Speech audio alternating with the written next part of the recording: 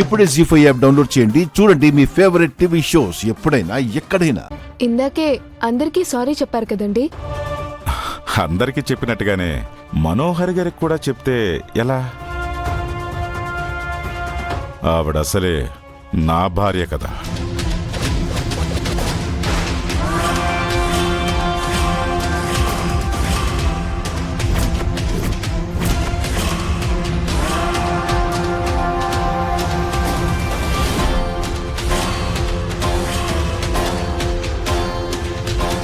మీ భార్య? ఇందాక మీరన్నారు కదా అని ఇప్పుడు జోక్ చేశాను.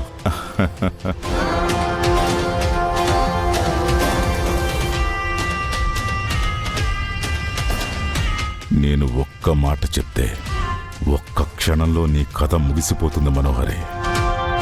నువ్వు చేసిన పాపాలకి చావు నీకు శాపం కాదు, వరం.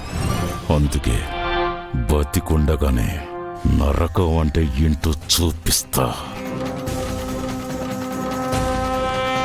ఆయన మాటలకి మనోహరి భయానికి అస్సలు సంబంధం కుదరడం లేదు. మాకు కనిపించనిది, తెలియనిది ఇక్కడ ఏదో జరుగుతుంది. ఏంటి మనోహరి గారు, ఇంతమంది మాట్లాడుతుంటే మీరు ఒక్క మాట కూడా మాట్లాడడం లేదు?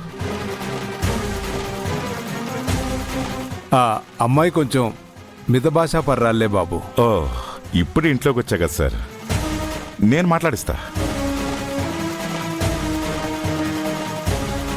నేను ఇవాళ ఇక్కడికి రావడానికి 2 కారణాలు ఉన్నాయి సార్.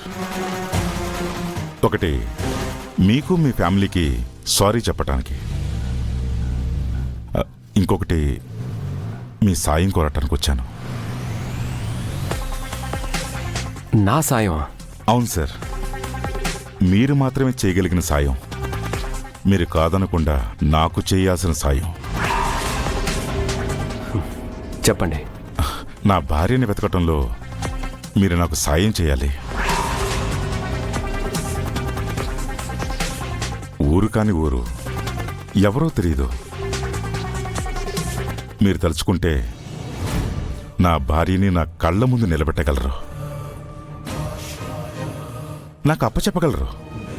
అది మీరు మాత్రమే చేయగలరు సార్.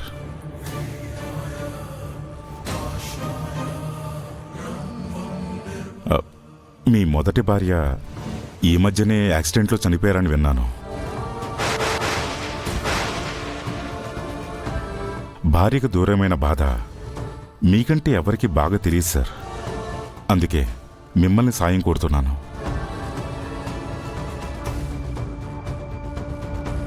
సరే రణ్వీర్, నీ వైఫ్ని నువ్వు కనిపెట్టడంలో నేను నీకు హెల్ప్ చేస్తాను. మీరు మాట ఇచ్చారంటే నా భార్య నా దగ్గరికి వచ్చేసినట్టే సార్.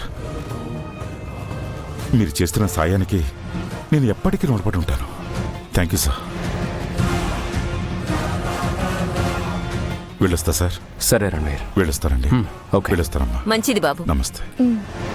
ఉంటాను. వెళ్ళొస్తాను మనోహరి గారు.